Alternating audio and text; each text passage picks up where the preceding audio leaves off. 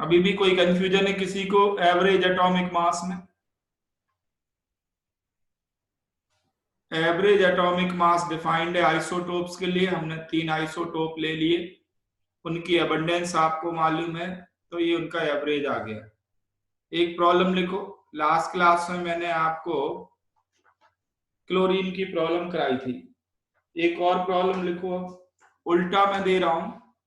Copper के 2 isotope होते हैं कॉपर के, एक 6329 और दूसरा 6529। ये 63 एंड 65 रिलेटिव एटॉमिक मास है। आपको गिवन है इसका average atomic mass. Average atomic mass आपको दे रखा है 63.5, एवरेज गिवन है। तो क्या आप बता सकते हैं कि इनकी परसेंट एबंडेंस क्या होगी? परसेंट एबंडेंस निकाल सकते हो? करो।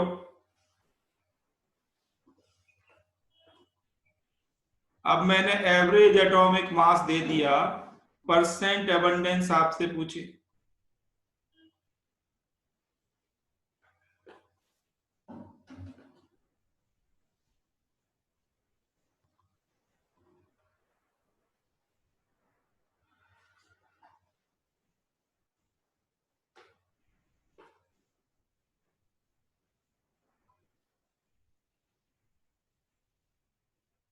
हाँ, बिल्कुल ठीक आंसर है।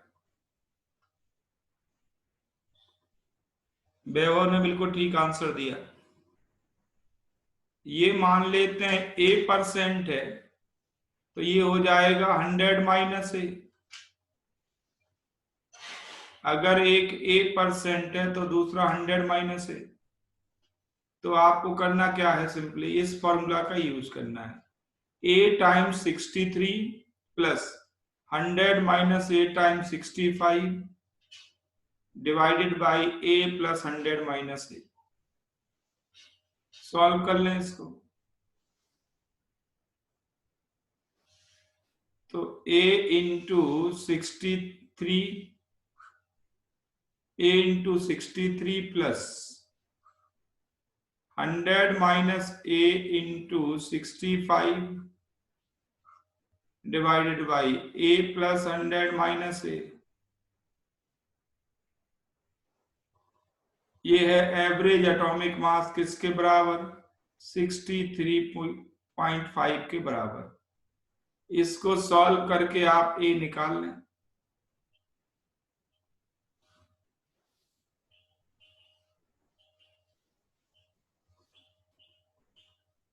इसको सॉल्व करें, A निकाल लें, तो कॉपर 63 आएगा 75%।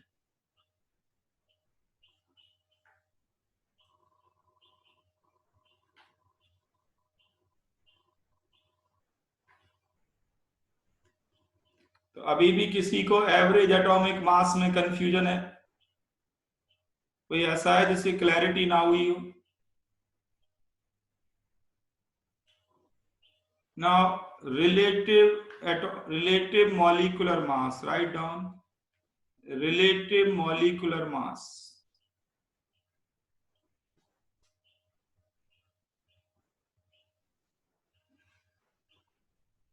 तो बिल्कुल सिंपल है, जो आप 9th-10th में पढ़ते हैं वही है। जैसे आपके पास कोई एक मॉलिक्यूल है H2SO4, तो इसके एलिमेंट के रिलेटिव एटॉमिक मास को लेना है। इसको ऐसे सोचना है कि 2 H हैं, एक S है और 4 ऑक्सीजन है। इन सारे एलिमेंट के रिलेटिव एटॉमिक मासेस को ऐड कर दें तो बन जाएगा रिलेटिव मॉलिक्यूलर मास। तो 1 प्लस 1 प्लस 32 प्लस 16 आपको 4 टाइम्स करना है। इन सबको ऐड कर दें तो आपको मिल जाएगा 98। ये है रिलेटिव मॉलिक्यूलर मास।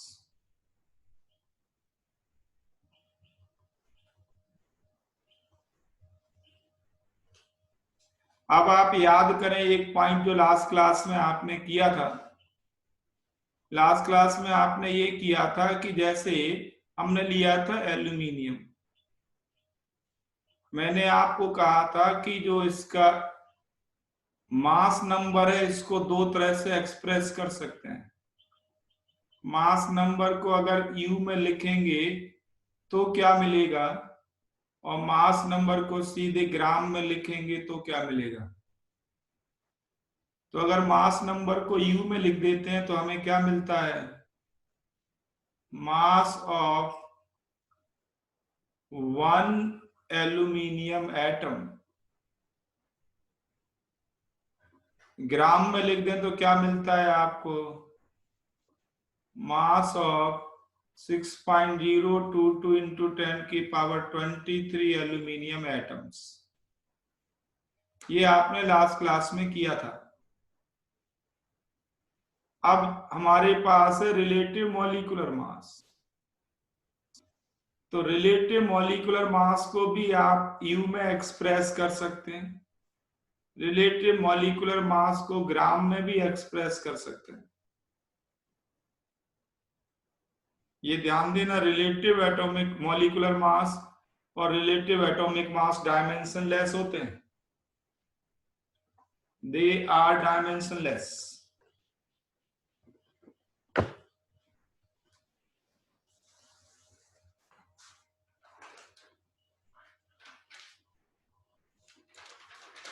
तो अगर 98 को यू में एक्सप्रेस करें यूनिफाइड मास के फॉर्म में तो क्या होगा,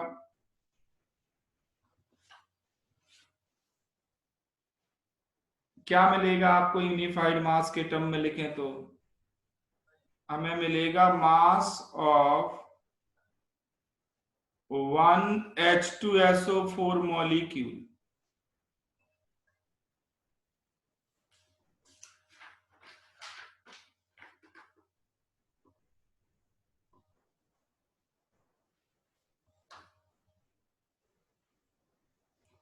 और अगर सीधे ग्राम में लिख दें तो क्या मिलेगा आपको,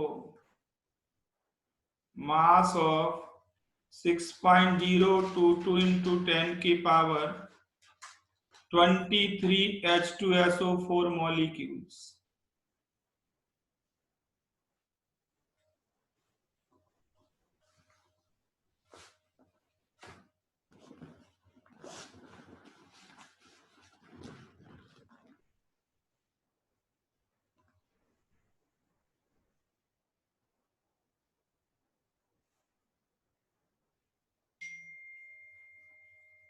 तो जिस तरह से रिलेटिव एटॉमिक मास को आप यू और ग्राम में एक्सप्रेस कर सकते हैं, लाइकवाइज रिलेटिव मॉलिक्यूलर मास को भी आप यू और ग्राम में एक्सप्रेस कर सकते हैं। ठीक है।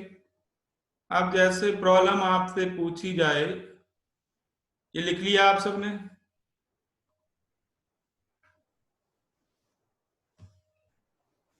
अब मान लीजिए आपसे प्रॉब्लम पूछी जाए, ध्यान दो, find mass of 10⁻6 glucose molecules.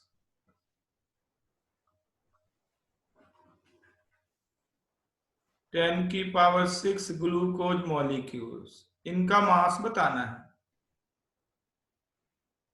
Glucose का फॉर्मूला आप जानते होंगे, C6H12O6। धीरे धीरे फॉर्मूला आपको याद हो जाएंगे, अगर नहीं मालूम तो लिख लें, C6H12O6।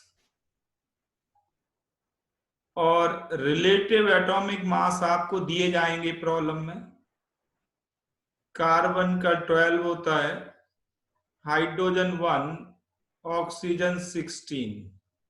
ये डाटा आपको प्रॉब्लम में गिवन होंगे, ये याद नहीं करने पड़ते, दिए जाते हैं।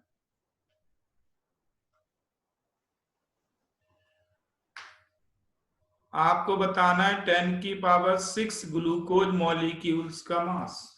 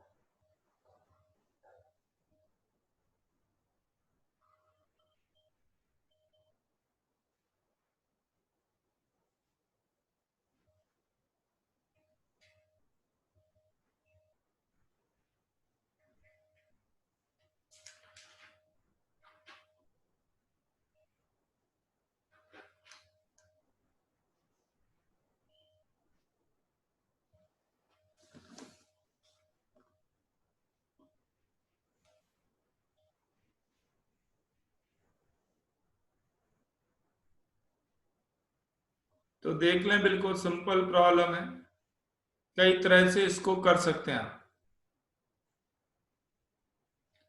वैभव ने बिल्कुल ठीक आंसर किया है। देख लें आप इसको कैसे कर सकते हैं। सबसे पहले निकालेंगे आप relative molecular mass of glucose. Relative molecular mass of glucose, तो 6 कार्बन एटम है, मल्टीप्लाई करो एक कार्बन एटम के रिलेटिव एटॉमिक मास से। एक कार्बन के लिए हो गया। 12 हाइड्रोजन्स हैं, 12 इंटू 1 करें फॉर हाइड्रोजन्स। 6 ऑक्सीजन है, 6 इंटू 16 फॉर ऑक्सीजन। इनको ऐड कर दें सबको, ये 180 आएगा। अब 180 को आप यू में एक्सप्रेस कर दें तो आपको मिलेगा mass of 1 glucose molecule. Mass of 1 glucose molecule आपको मिल जाएगा अगर आप रिलेटिव मॉलिक्यूलर मास को यू में एक्सप्रेस करें।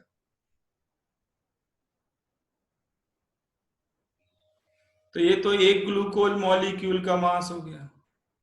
व्हाट अबाउट मास ऑफ 10 की पावर 6 ग्लूकोज मॉलिक्यूल्स? तो 180 इंटू 10 की पावर 6, इतना आपको मास मिलेगा 10 की पावर 6 ग्लूकोज मॉलिक्यूल का।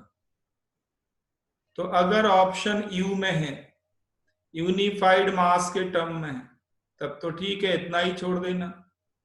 मान लीजिए ऑप्शंस ग्राम में है, तो इस यूनिफाइड मास को ग्राम में बदल लो। आपको मालूम है 1 यूनिफाइड मास होता है 1.66 इंटू 10 की पावर -24 ग्राम। तो इतने यूनिफाइड मास क्या होगा? तो ये जो वैल्यू है 180 इंटू 10 की पावर 6, इससे मल्टीप्लाई कर दें किससे? 1.66 इंटू 10 की पावर -24 से।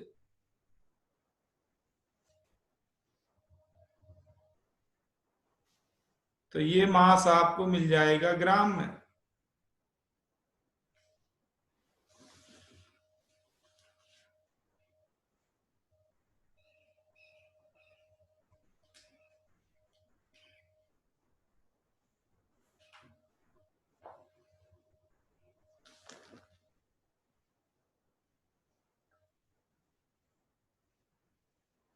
सबको क्लियर है से यस और नो?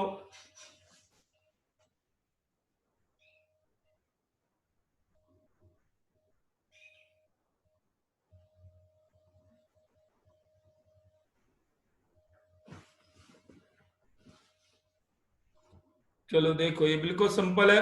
नेक्स्ट लिखें, नेक्स्ट प्रॉब्लम लिखें। मान लीजिए कि आपके पास दो सैंपल है,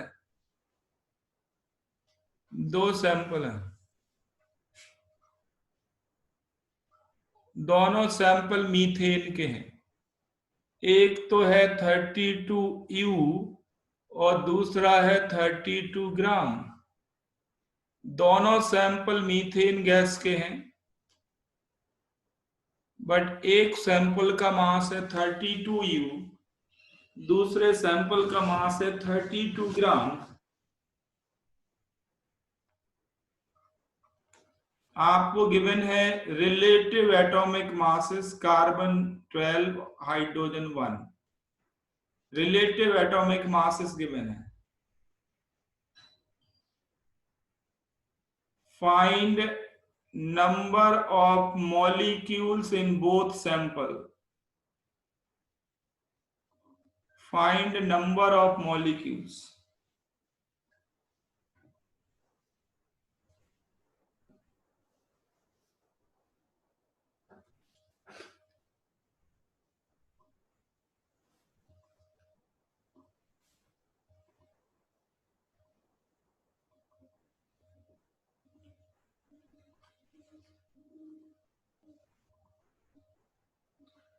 पहले में 1, दूसरे में 6.022 टन स्टोर।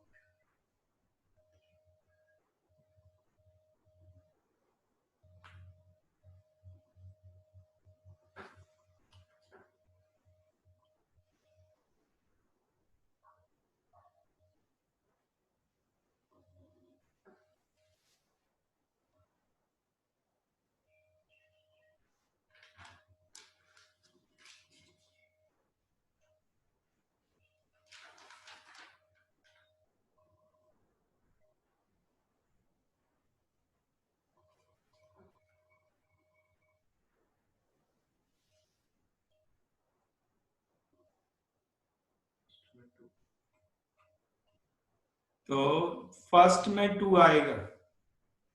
सबसे पहले आप निकालें relative molecular mass of methane.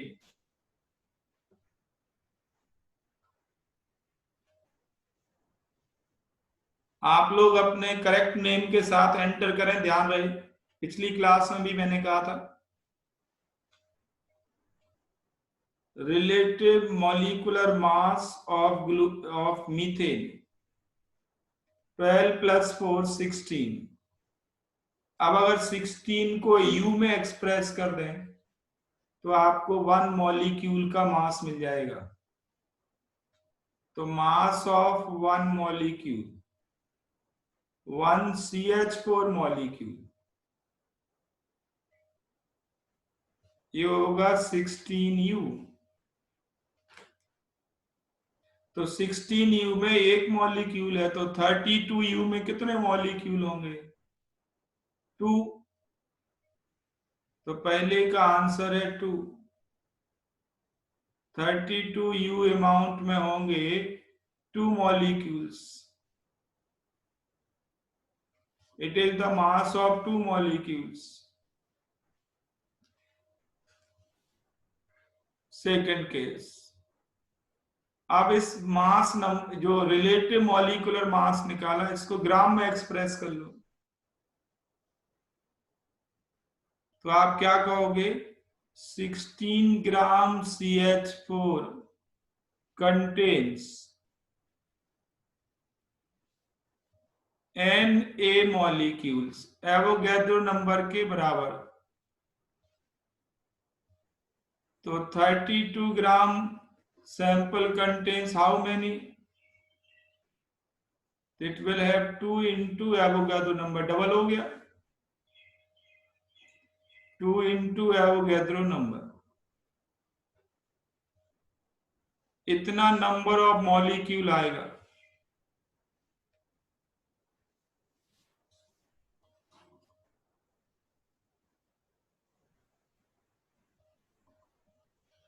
ध्यान देना, यहाँ पे बहुत सारे बच्चे गलती करते हैं। क्या गलती करते हैं? जो रोहन ने गलती की है, इन्होंने आंसर किया इसका 2 मोल मॉलिक्यूल्स। बताइए क्या नंबर की कोई यूनिट होनी चाहिए? नंबर सिंपली नंबर होगा। इन्होंने मोल लिख दिया।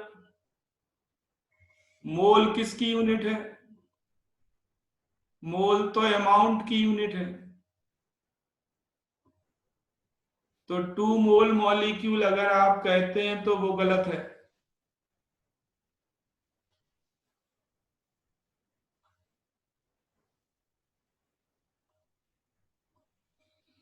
समझ में आ गया कि नहीं? तो देखो इतनी थ्योरी से आप इन फॉर्मूला को बना सकते हैं। क्या फॉर्मूला बन सकते हैं? लिख लें आप। Moles of a substance equal to experimental mass divided by molar मास।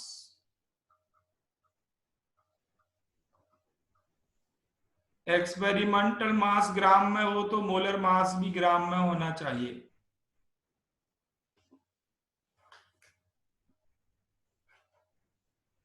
आपको मालूम है कि मोलर मास किसी का भी हो सकता है। एक्सपेरिमेंटल मास का मतलब है mass given in problem.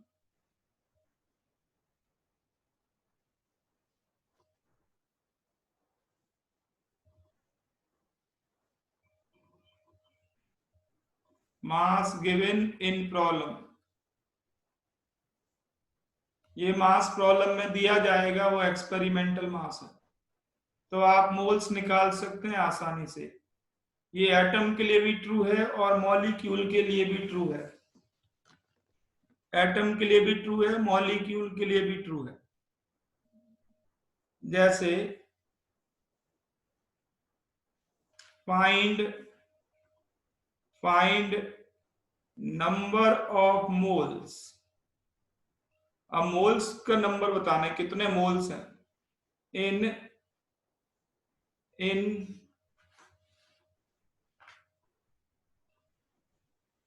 30 gram urea.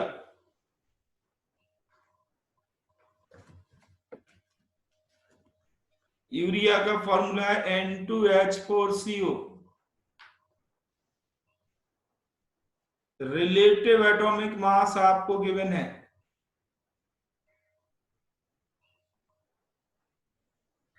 Nitrogen का 14 होता है, हाइड्रोजन का 1, कार्बन 12, ऑक्सीजन 16।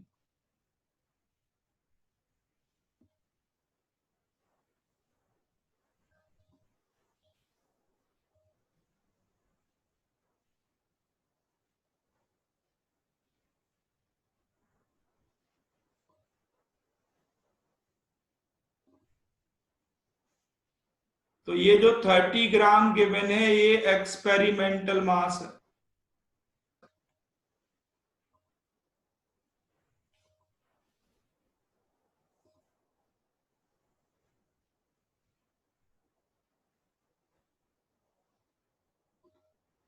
मोलर मास आपको मालूम है क्या है? N2H4 के 1 मोल अमाउंट को ग्राम में लिखो, तो पहले इसका रिलेटिव मॉलिक्यूलर मास निकाल लें। रिलेटिव मॉलिक्यूलर मास इसका निकालें, 60 आएगा। तो मोलर मास ऑफ यूरिया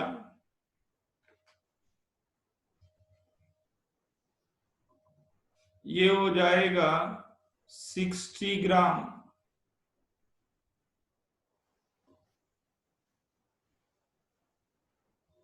तो एक्सपेरिमेंटल मास मालूम है, मोलर मास मालूम है।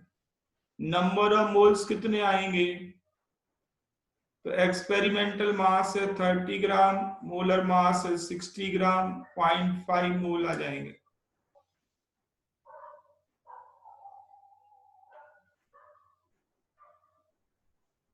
0.5 मोल। ये मॉलिक्यूल के लिए ट्रू है, ये एलिमेंट, सिंगल एलिमेंट के लिए भी ट्रू है, सिंगल एटम के लिए भी ट्रू है ये। जैसे मान लीजिए आपसे कहें कि आपके पास हीलियम गैस है, ये है से 56 ग्राम।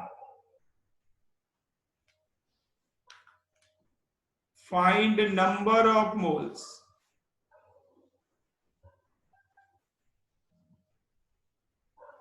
इन 56 ग्राम। और आपको गिवन है हीलियम का रिलेटिव एटॉमिक मास 4।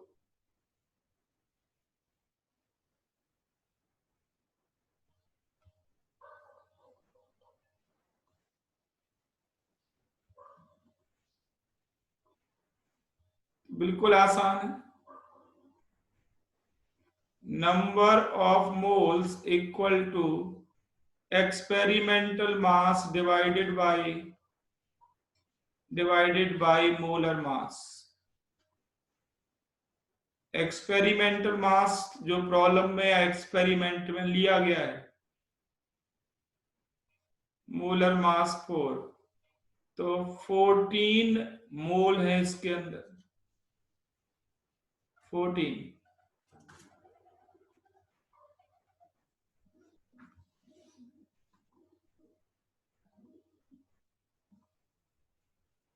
ठीक है।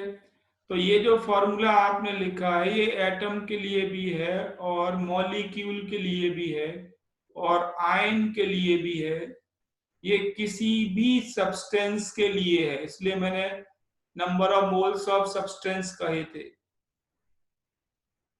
कौन है जो बार बार एग्जिट कर रहा है?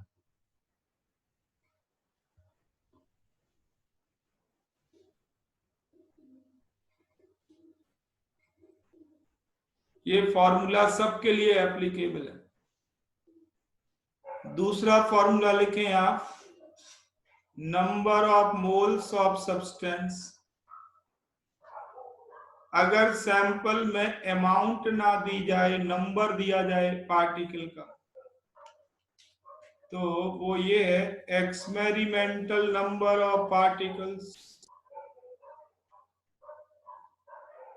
Divided by Avogadro number.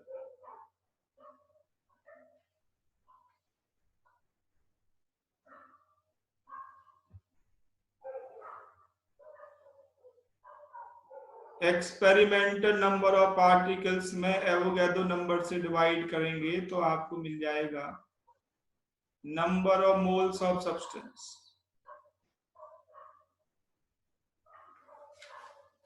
Problem इस तरह से आएगी,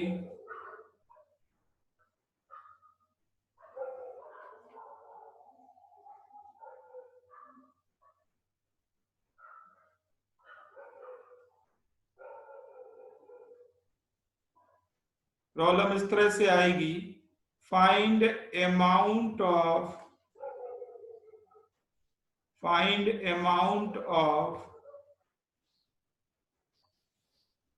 a sample, find amount of a sample in moles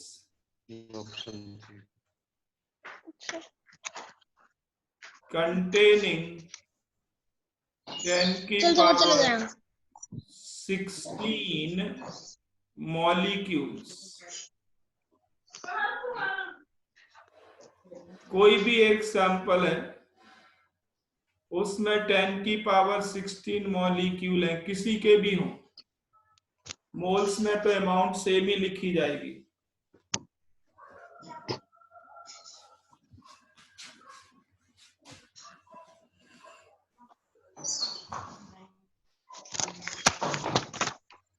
इसके लिए ये बताना जरूरी नहीं है कि सैंपल किसका है।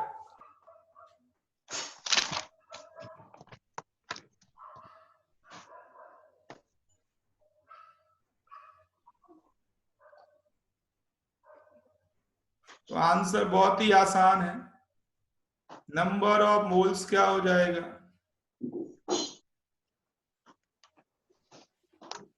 सैंपल में एक्सपेरिमेंटल नंबर ऑफ पार्टिकल्स हैं 10 की पावर 16 जो ये प्रॉब्लम में दिए गए हैं, डिवाइडेड बाय एवोगैड्रो नंबर।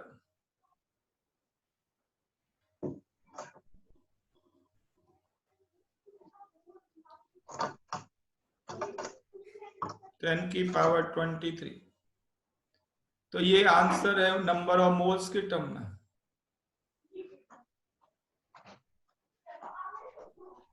अब यहाँ पे एक चीज स्पेसिफाई करना जरूरी है, कई बार ऐसा हुआ है कि ओल्ड कंसेप्ट आ जाता है। ओल्ड कंसेप्ट क्या है, जब मोल वर्ड नहीं आया था, जब मोल वर्ड नहीं आया था उससे पहले की बात कर रहे हैं, तो मोल्स ऑफ एटम को क्या लिखते थे, मोल्स ऑफ एटम्स को लिखते थे gram hyphen atoms. Moles of molecules को क्या लिखते थे,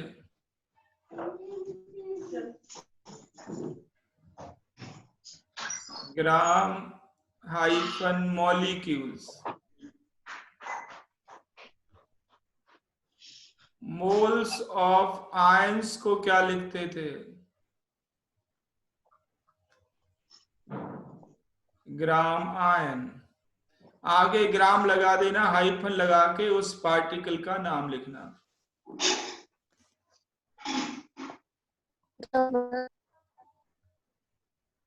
जैसे आपसे कहें मोल्स ऑफ बॉल्स, तो ये बनेगा ग्राम बॉल्स। बॉल कुछ भी हो सकते हैं, किसी की भी। आगे इसी चैप्टर में आप पढ़ेंगे moles of equivalents. Moles of equivalents का मतलब है ग्राम इक्विवेलेंट्स।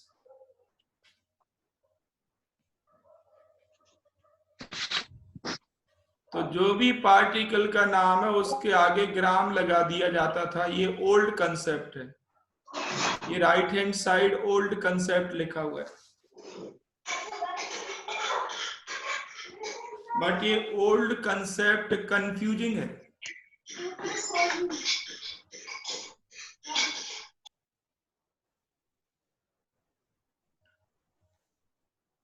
ओल्ड कंसेप्ट कंफ्यूजिंग है। ग्राम हमें ऐसा लगता है कि ये तो अमाउंट ग्राम में दे दी गई है।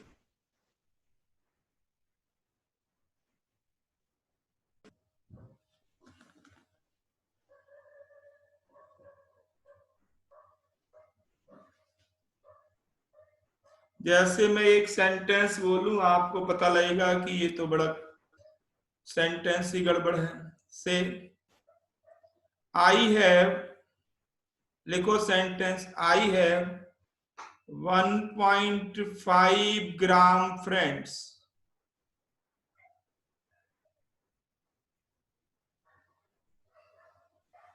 I have 1.5 gram friends. बताइए ये सेंटेंस मीनिंगफुल है या मीनिंगलेस है?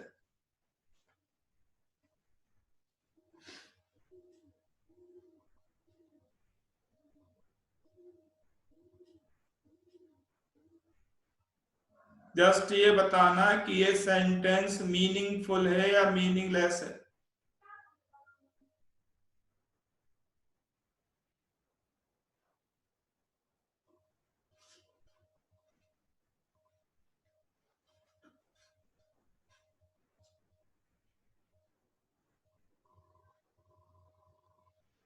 आंसर है ये सेंटेंस मीनिंगफुल है। It is meaningful. मीनिंगलेस आपको लगा, आपको ऐसा लगा कि फ्रेंड का 1.5 ग्राम वेट है, इसलिए इस ओल्ड कंसेप्ट को हटाया गया, क्योंकि ये कंफ्यूजिंग है। रियलिटी में 1.5 ग्राम फ्रेंड्स का मतलब क्या है? यहां देखो, ग्राम आयन का क्या मतलब है? Moles of ion. Gram molecules का क्या मतलब है? Moles of molecules. Gram atoms का क्या मतलब है? Moles of atoms. तो बताओ ग्राम फ्रेंड्स का क्या मतलब होगा? ग्राम फ्रेंड्स का क्या मतलब होगा? ग्राम और फ्रेंड के बीच में हाइफन होना जरूरी है। इसका मतलब है मोल्स ऑफ फ्रेंड्स।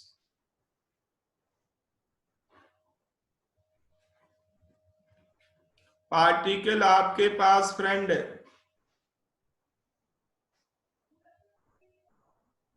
आपके पास इतने फ्रेंड हैं कि उनकी अमाउंट 1.5 मोल है। ऐसे भी कह सकते हैं टोटल अमाउंट या वेट। केमिस्ट्री में अमाउंट और वेट सेम चीज है। टोटल अमाउंट और वेट ऑफ फ्रेंड्स मोल्स के टर्म में आपको दिया गया है 1.5 मोल। ये है इसकी मीनिंग। 1.5 ग्राम गर्ल, सॉरी 1.5 ग्राम फ्रेंड, ये 1.5 मोल। तो 1.5 मोल आपके पास है, अमाउंट है ये। मैंने पूछा था मीनिंगफुल है या मीनिंगलेस है, तो ये मीनिंगफुल है। 1.5 मोल अमाउंट का मतलब है आपके पास कितने फ्रेंड हैं?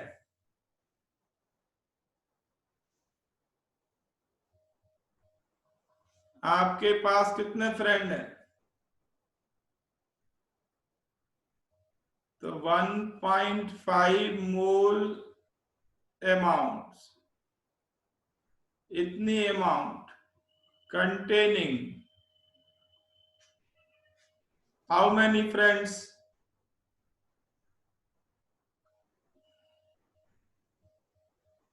1.5 into 1.5 into Avogadro number.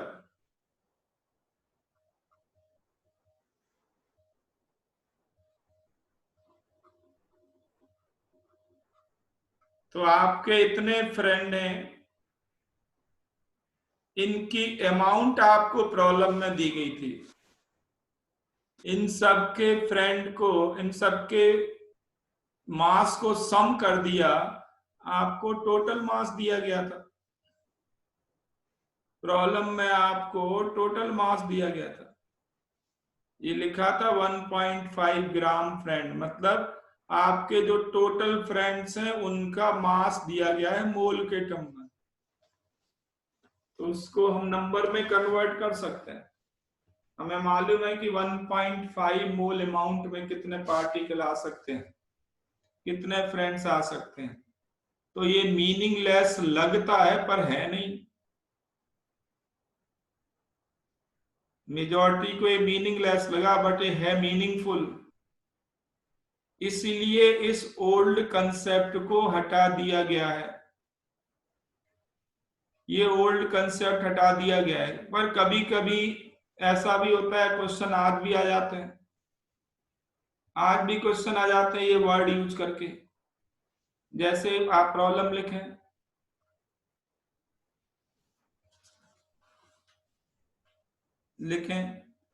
Amount of a sample of sodium, amount of a sample of sodium is equal to 2.5 gram atoms।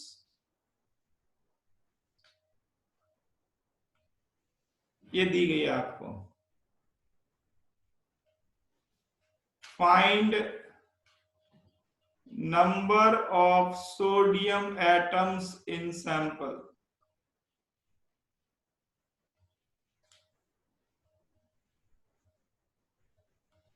number of sodium atoms in sample।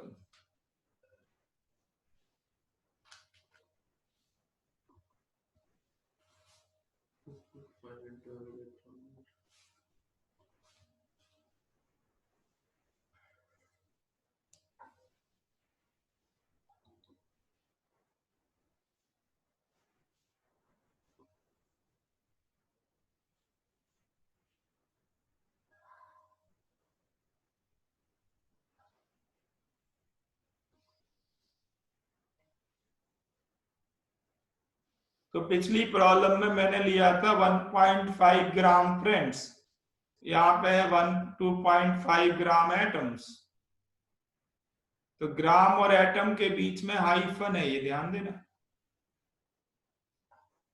तो इसका मतलब क्या है? बिल्कुल ठीक आंसर है आप लोगों का। 2.5 ग्राम एटम्स का मतलब है 2.5 मोल ऑफ एटम्स। इसका ये मतलब है, इतनी अमाउंट है मोल में। और आपको मालूम है कि 1 mole amount contains 1 mole amount contains Na atoms। 1 mole amount contains, ध्यान देना।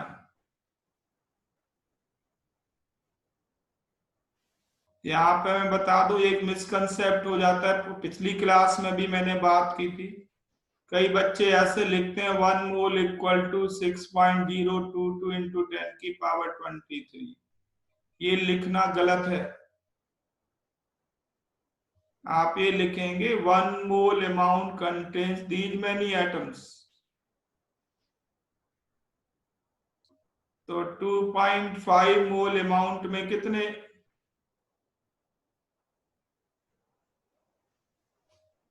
सिंपल है, 2.5 इंटू एवोगैड्रो नंबर हो गया। तो ये ध्यान देना है ओल्ड कंसेप्ट क्या था। ठीक है।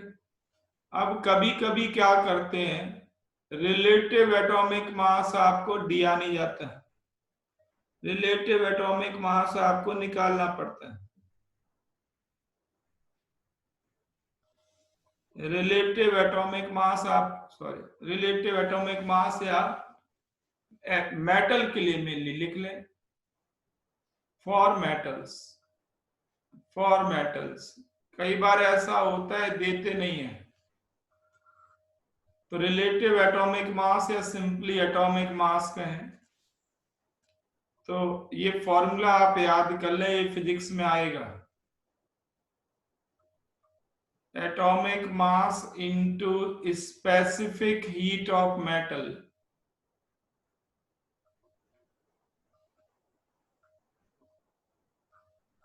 Equal to 6.4। ये होता है ड्यूलॉन्ग पेटेट्स लॉ। ये आपको थर्मोडायनेमिक्स में फिजिक्स में पढ़ाया जाएगा, अभी हमें इसके डिटेल में नहीं जाना। काम की चीज ये है, काम की चीज ये है इसमें कि आपको मेटल्स के लिए अप्लाई करना है, और दूसरा जो स्पेसिफिक हीट आपको लेनी है वो लेनी है कैलोरी पर ग्राम में, कैलोरी पर ग्राम पर डिग्री सेल्सियस और पर केल्विन एक ही बात है। तो कैलोरी में आपको डाटा लेना है, कैलोरी पर ग्राम ये प्रॉब्लम में दिया जाता है, कभी कभी ये जूल में देते हैं। जूल और कैलोरी का रिलेशन भी आपको याद होना चाहिए, फिर लिख लें, ये भी थर्मोडायनेमिक्स में आएगा आगे। ये लिख लें 1 कैलोरी इक्वल टू 4.18 जूल, और कैलकुलेशन में 4.2 जूल ले लेते हैं।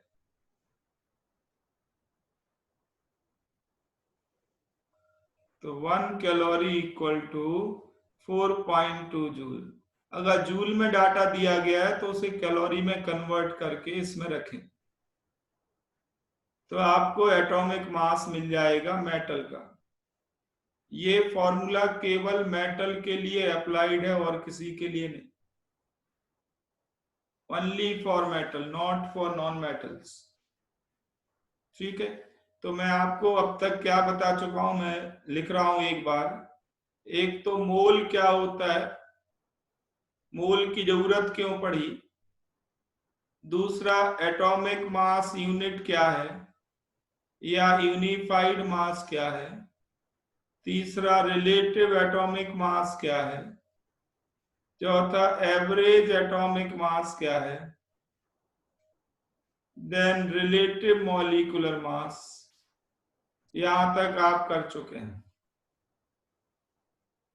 नेक्स्ट लिखें एवरेज मॉलिक्यूलर मास भी होता है, एवरेज मॉलिक्यूलर मास भी होता है। तो जैसे आपके पास दो मॉलिक्यूल हैं, ध्यान देना, दो मॉलिक्यूल आपको दिए जाएंगे।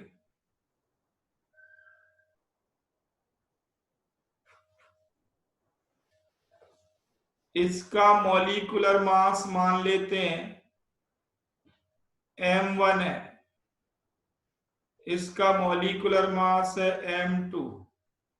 मॉलिक्यूलर मास में कह रहा हूं रिलेटिव मॉलिक्यूलर मास को, और इनकी एबंडेंस है मान लेते हैं A और B रेशियो में।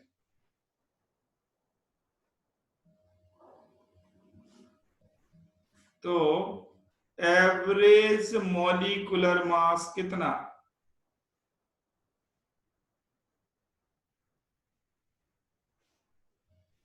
तो A into M1 plus B into M2 by A plus B।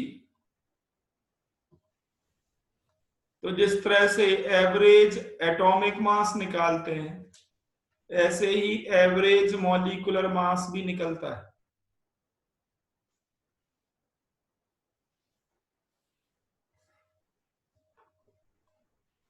तो आप पूछेंगे एवरेज मॉलिक्यूलर मास कब हमें फाइंड करना होगा। तो एवरेज मॉलिक्यूलर मास आप निकालेंगे when we have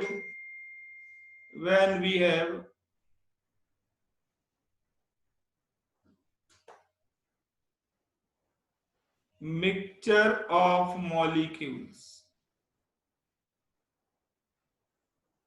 हमारे पास मॉलिक्यूल्स का मिक्सचर होना चाहिए, हमें उनकी उस मिक्सचर में कंपोजिशन पता हो या एबंडेंस पता हो। एक बहुत बढ़िया प्रॉब्लम है, कंपटीशन में आती रहती है। आप बताएं molecular mass of air.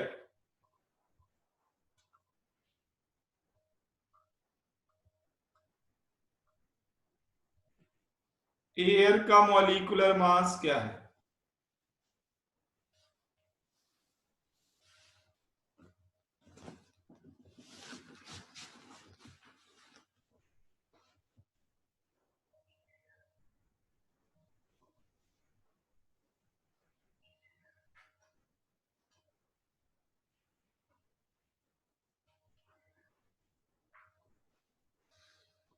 Molecular mass क्या है एयर का?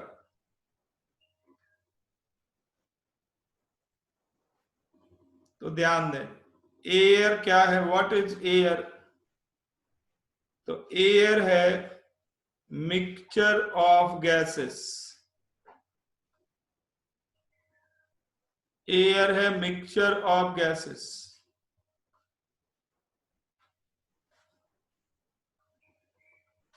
O2 और N2 दो गैसेस हैं मेनली, बाकी नेग्लिजिबल है। O2 और N2 दो गैसेस हैं, एक 80% है अबाउट, दूसरी 20%। मान लेते ही रेशियो है, कैलकुलेशन के लिए आसान हो जाएगा। थोड़ा डिफरेंस है, एक 78 एक 22 होता है आइडियली, पर चलो मान लिया एक 20% है एक 80% है एयर में। तो एयर मिक्सचर है इन दो गैसेस का। तो आपको O2 का मॉलिक्यूलर मास मालूम होना चाहिए, मान लेते हैं वो M1 है। N2 का मॉलिक्यूलर मास मालूम होना चाहिए, मान लेते हैं M2 है।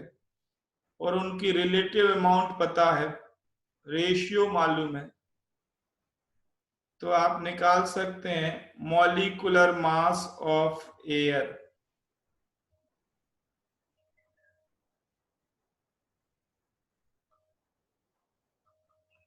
मॉलिक्यूलर मास ऑफ एयर कुछ भी नहीं है, एवरेज मॉलिक्यूलर मास है ये, और इक्वल टू होगा 20 टाइम्स इसका मॉलिक्यूलर मास O2 का 32, 80 टाइम्स 28 डिवाइडेड बाय 20 प्लस 80।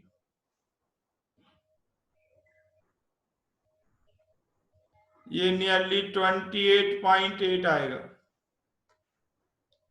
28.8।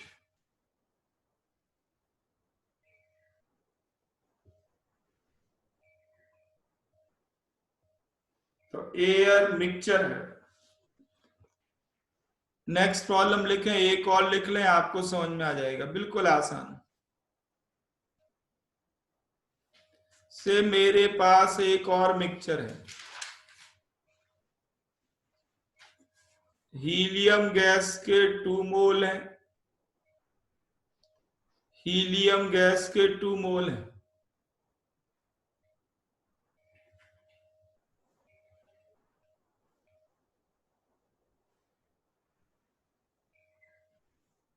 और मीथेन गैस का 1 मोल है मान लेते हैं, हीलियम गैस का 2 मोल है, मीथेन का 1 मोल है, ये मिक्सचर है। आप बताएं मॉलिक्यूलर मास ऑफ मिक्सचर।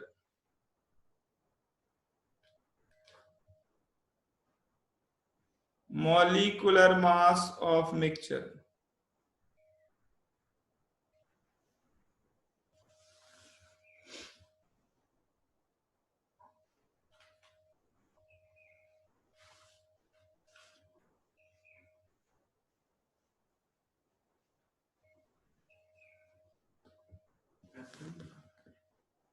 तो सिंपल है, मिक्सचर का मॉलिक्यूलर मास मतलब एवरेज मॉलिक्यूलर मास बताना। तो हीलियम और मीथेन किस रेशियो में है? 2:1 में, 2 part helium 1 part methane mole ratio आपको मालूम है। इसका आपको एटॉमिक मास लेना पड़ेगा और इसका मॉलिक्यूलर मास लेना पड़ेगा। What about average molecular mass of mixture?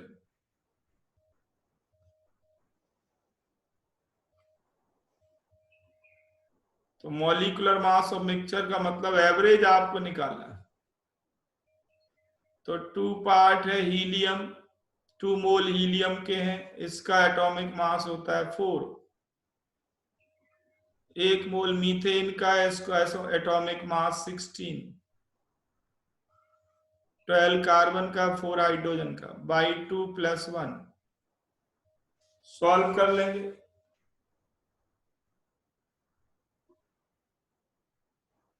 तो आप आसानी से निकाल सकते हैं एवरेज मॉलिक्यूलर मास। तो जैसे एवरेज एटॉमिक मास होता है वैसे ही एवरेज मॉलिक्यूलर मास भी होता है। एक और तरीका होता है, कभी कभी आपको मॉलिक्यूलर मास या मोलर मास देते नहीं है, फिर वो एक और तरीका होता है, वो है वेपर डेंसिटी। आप लिख लें, ये 3 टर्म भी आगे प्रॉब्लम सॉल्व करने में काम आने वाले हैं। एक डेंसिटी, दूसरा वेपर डेंसिटी,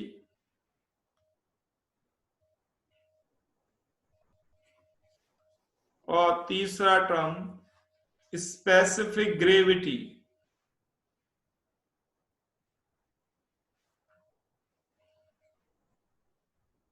ये 3 टर्म हम आगे यूज करेंगे प्रॉब्लम सॉल्व करने में।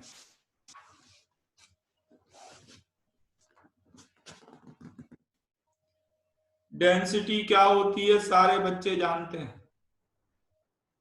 डेंसिटी होती है मास पर यूनिट वॉल्यूम।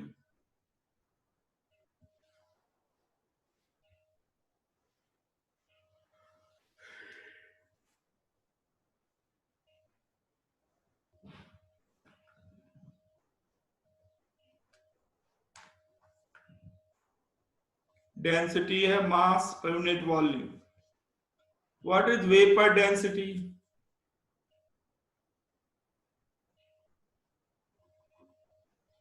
तो वेपर डेंसिटी है मोलर मास ऑफ सब्सटेंस, जिसकी वेपर डेंसिटी निकाल ली है वो उसका molar mass. Molar mass of substance divided by molar mass of hydrogen।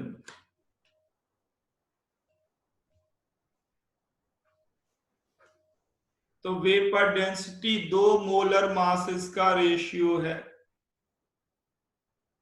इसलिए वेपर डेंसिटी की कोई यूनिट नहीं होगी।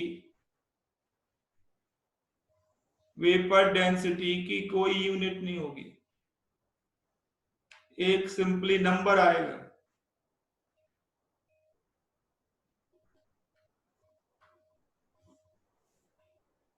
पर डेंसिटी की यूनिट होगी।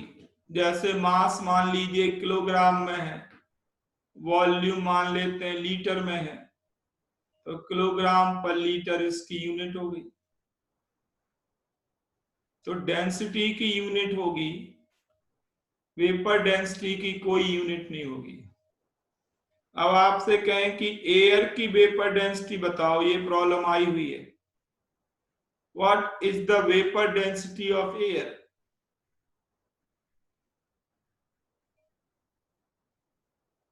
तो एयर का जो एवरेज मॉलिक्यूलर मास हमें मिला 28.8, अगर इसको ग्राम में लिख दें तो ये मोलर मास बन जाएगा।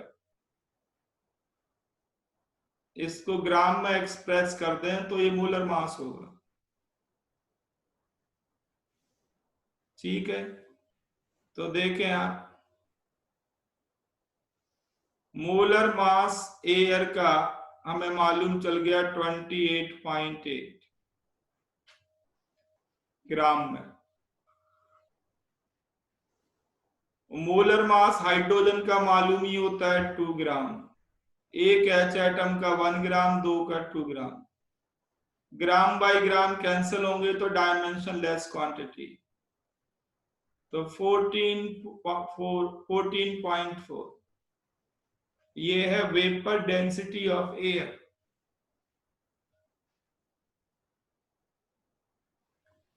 तो वेपर डेंसिटी की कोई यूनिट नहीं होती। Vapour density dimension less quantity है।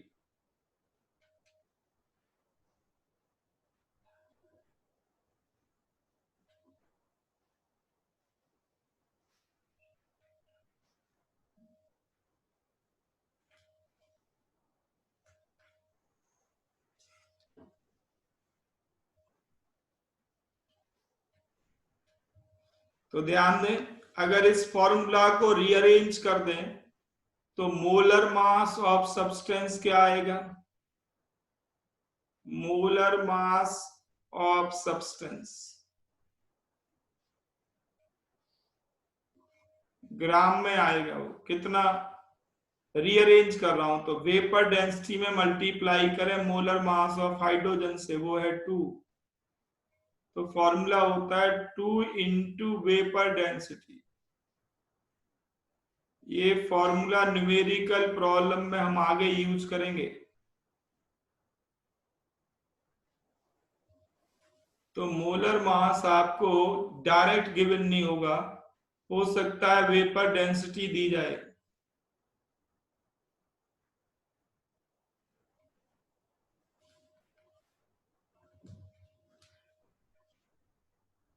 तो ध्यान देना, 2 की यूनिट है ग्राम, वेपर डेंसिटी डायमेंशन लेस है, तो पूरी राइट हैंड साइड की यूनिट हो गई ग्राम, लेफ्ट हैंड साइड की यूनिट भी ग्राम। 2 हाइड्रोजन का मोलर मास है। तो ये दूसरी डेफिनेशन है वेपर डेंसिटी। तीसरी definition specific gravity. Specific gravity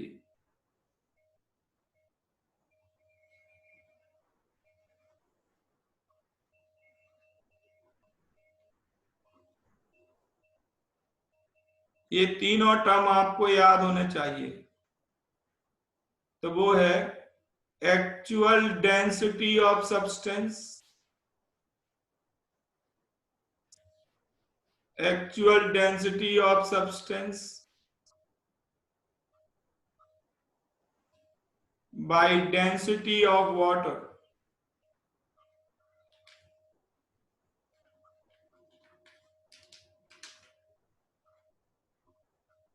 by density of water।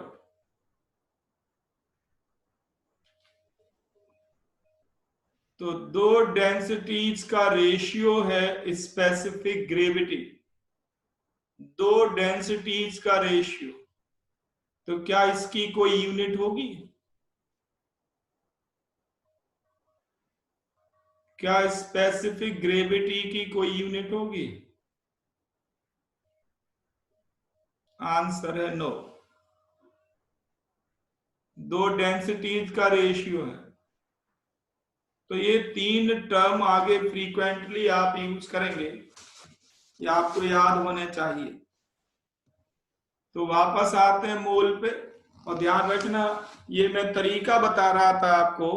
एक तो बताया मैंने कि अगर एटॉमिक मास नहीं दिया, अगर एटॉमिक मास नहीं दिया, स्पेसिफिक हीट दी गई है, मेटल्स के लिए ये फॉर्मूला यूज कर सकते हैं।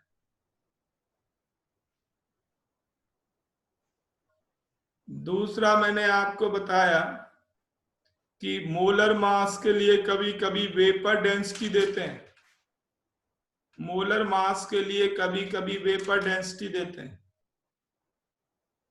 तो molar mass equal to 2 into vapour density. तो ये फॉर्मूला आपको याद रखने हैं, आगे हम यूज करेंगे। ठीक है, वापस आते हैं अपनी डेफिनेशंस पे, मोल्स पे थोड़ा और एक्सप्लोर करते हैं।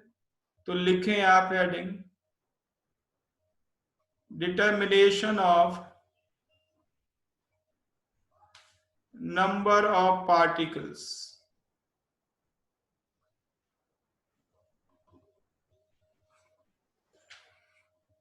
Determination of number of particles.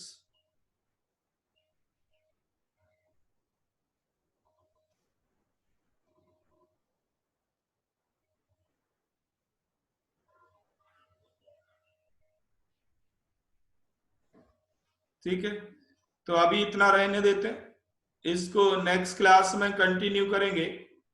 और मंडे ट्यूसडे वेडनेसडे आपकी तीनों दिन क्लास चलेगी। ठीक है, आगे करते हैं। आज 9 बजे दिया जरूर जलाएं, 9 मिनट तक।